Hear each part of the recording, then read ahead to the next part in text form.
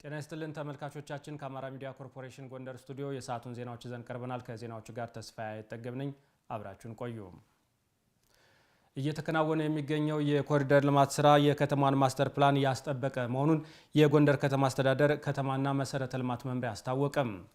የኮሪደር ልማት ስራው ከተማዋን ለነዋሪዎቹ ምቹ ያደረገና ለወጣቶች የስራ ዕድልን የፈጠረ መሆኑንም የከተማዋ ነዋሪዎች ተናግረዋል። ተስፋዬ ጋሹ ዝርዝር ዘገባ አዘጋጅቷል።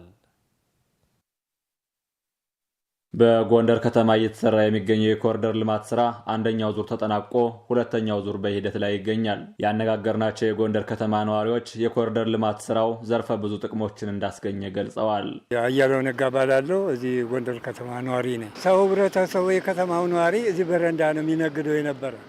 አሁን የእግረኛው ሰው የተለየ የብስክሌታው መንገድ ወደፊት አለ። ብስክሌት ሲጠቀሙት እናያለን። እና አሁን እንደው ሌላ ሀገር መጥቶ የዛሬ 10 ዓመት ጎንደርን የሚያውቀ እዚህ ቢመጣ እኔ ወደ ጎንደር ወሰደኝ ነው እንጂ እዚህ ከተማ ምን አመጣችሁ ብሎ እንደሚናገር ነው እኔ የሚረዳው። ሻምበል ሰለሞን ገብረ ይባላል።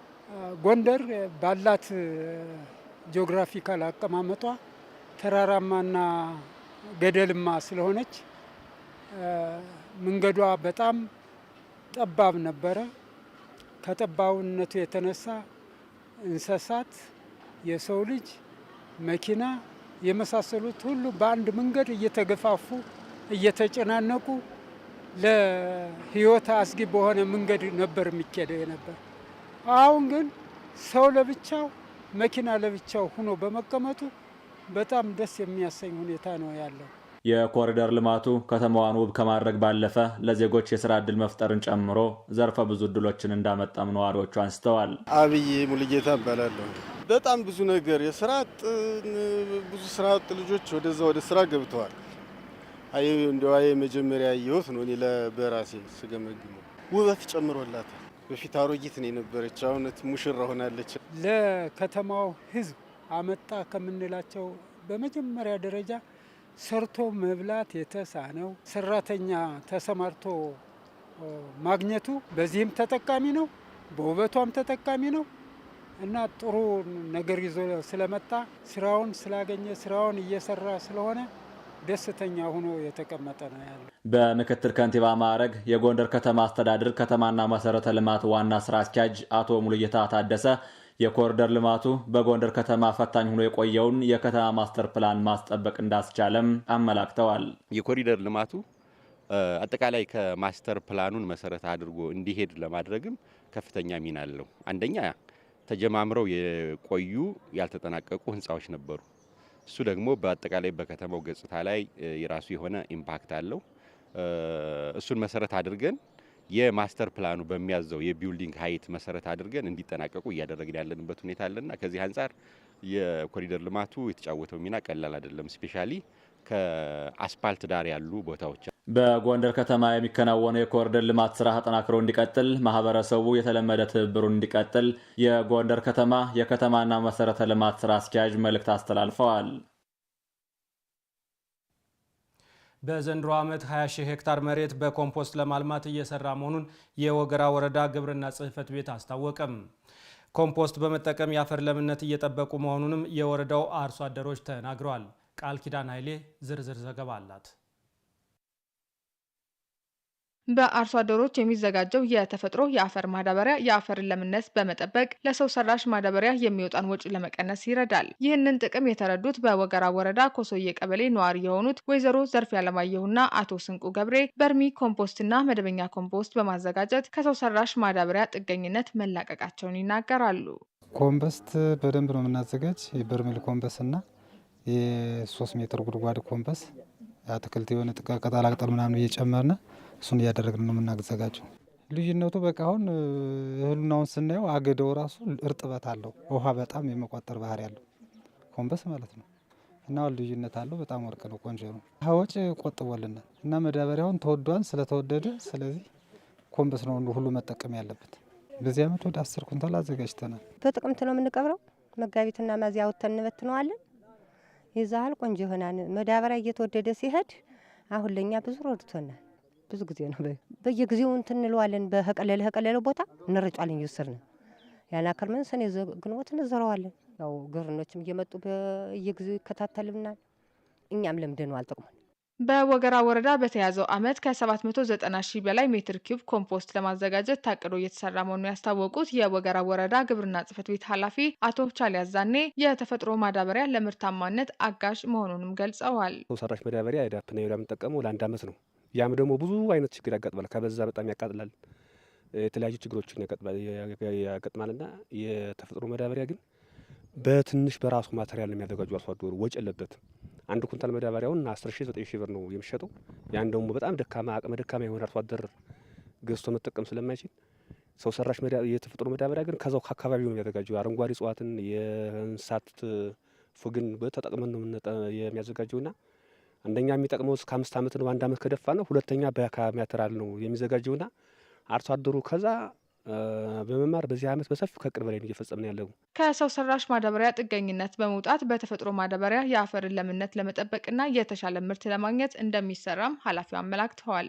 ያዘጋጀነው ኮምፖስት እንግዲህ በዚህ ዓመት ወደ 811260 ኮምፖስት አሁን ቀደም አዘጋጅተናል። እሱን እንግዲህ ወደ 27200 ሄክታር በወረዳችን አለና 20,000 ሄክታር በዚህ ዓመት በኮምፖስት እናለማለን ነው ዘንድ እየሰራን ያለው ነው እቅዳችን። መሬት ተፈጥሯዊ ይዘቱን ጠብቆ በሚፈለገው ልክ ያገለግል ዘንድ የተፈጥሮ ማዳበሪያ መጠቀም ይገባል የግብርና ጽሕፈት ቤቱ መልእክት ነው።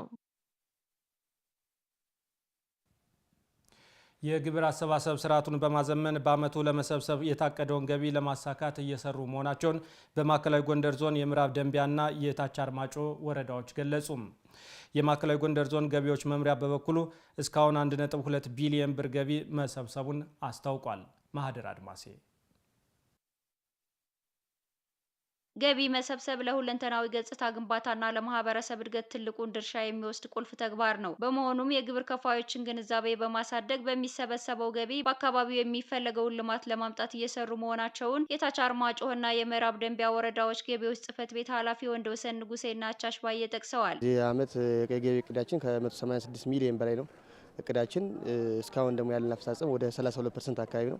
59 ሚሊዮን አካባቢ የሰበሰብነው አግባብ ነው ያለ። ሰው ለግብር ያለውን እይታ በሙሉ እንዲያስተካክልና ቀጣይም ቢሆን ሰው ግብር መክፈል ለሀገር እድገት ወሳኝ መሆኑን እና ገቢ መሰብሰብ ለልማት ስራ እንደሚውል ለህብረተሰቡ ግንዛቤ እየፈጠር እንገኛለን። እንደ ምዕራብ ደንቢያ የገቢ እቅዳችን 179 ሚሊዮን 714431 ነው። እስካሁን የፈጸምነው ወደ 59 ሚሊዮን አካባቢ ወደ 33% አካባቢ ነው እስካሁን ያለ። በደንብ የገቢ ተቋሙ አፈንፍኖ የሚያስፈልገውን ከአጋር ባለድርሻ አካላት ጋር ከመሆን የሆን ስራዎች እያከናወንን እንገናኛለን። ከግብር ከፋዮች ጋር በመግባባትና ግብር አሰባሰቡን በቴክኖሎጂ በመታገዝ የሚጠበቅባቸውን ግብር ለመሰብሰብ እየሰሩ መሆናቸውን የስራ ኃላፊዎቹ ጠቅሰዋል። የኢታስ ምዝገባ አንደኛው ጠቀሜታው እንግዲህ እንደኛ ወረዳ ወደ 1698 በላይ ግብር ከፋይ ያለና ከዛ መካከል አሁን በዚህ ዓመት ነው ስራ የጀመርና ወደ 1012 አካባቢ ወደ ግብር ስርዓቱ በሲስተም እንዲገባ አድርገናል። ጊዜው የሲስተማይዝድ ስለሆነ በሲስተም መስተናገድ እንዳለበትና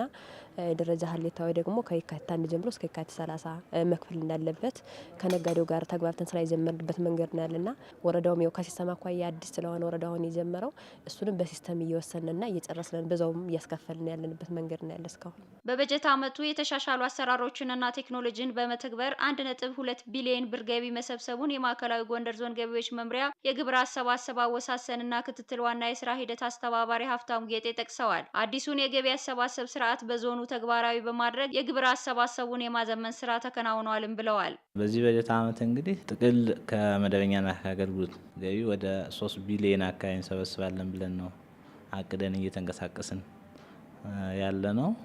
ወደ 1.2 ቢሊዮን ወይም የእቅዳችን 40.2% አካባቢ የሚሆነውን የሰበሰብንበት ሁኔታ አለ ማለት ነው። የተሻሻለ የገቢ ግብር አዋጅን ነው መነሻ አድርገን እንቅስቃሴ እያደረግን ያለ ነው።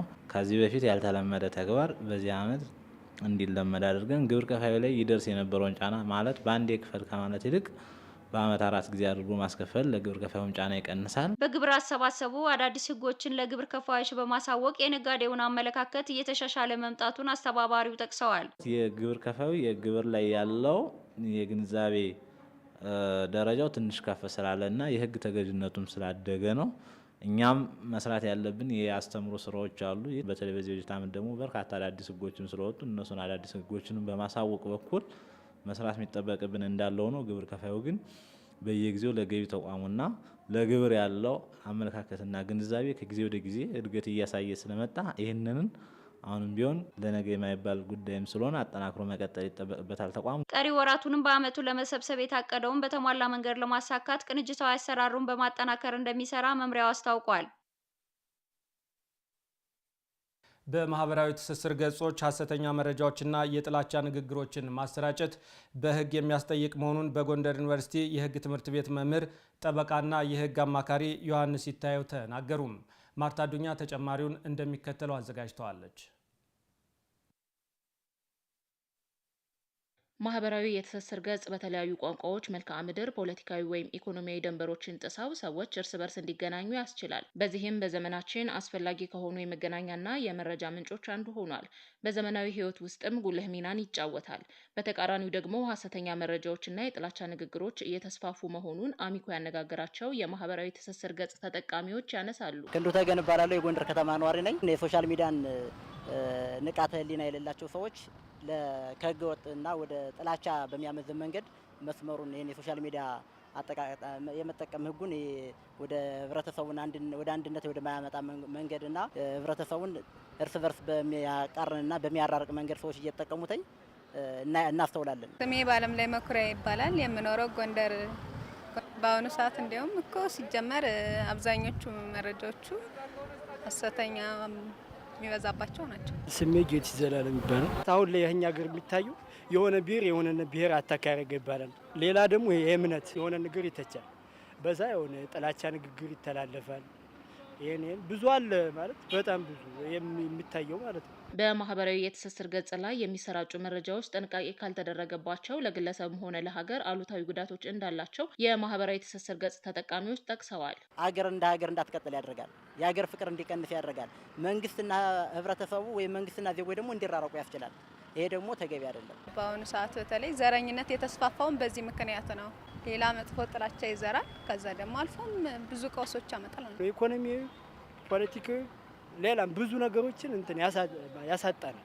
የማህበራዊ ትስስር ገጽ ላይ ሐሰተኛ መረጃዎችና የጥላቻ ንግግሮችን ማሰራጨት በህግ የተደነገገ የሚያስጠይቅ የወንጀል ድርጊት መሆኑን በጎንደር ዩኒቨርሲቲ የህግ ትምህርት ቤት መምህር ጠበቃና የህግ አማካሪ ዮሐንስ ይታየው ያስረዳሉ። ከህግ አንጻር የጥላቻ ንግግር ማድረግም ሆነ ሐሰተኛ ንግግርን ወይም መረጃን ማሰራጨት በማህበራዊ ሚዲያም በተለያዩ ፕላትፎርሞች የህትመትንም ጨምሮ እንዲሁም በድምጽም በምስልንም ጨምሮ እነኚህን አይነት መረጃዎችን ማሰራጨት የተከለከለም ነው።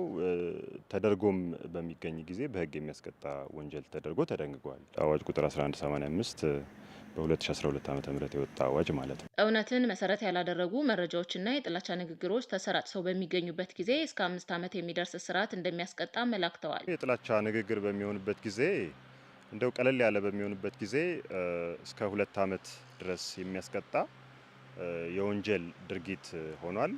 እንዲሁም ደግሞ በጥላቻ ንግግሩ ምክንያት ጉዳት በደረሰ ጊዜ እንደ ሁኔታው እየታየ እስከ 5 ዓመት ድረስ ሊያስቀጣ የሚችል የወንጀል ድርጊት ነው።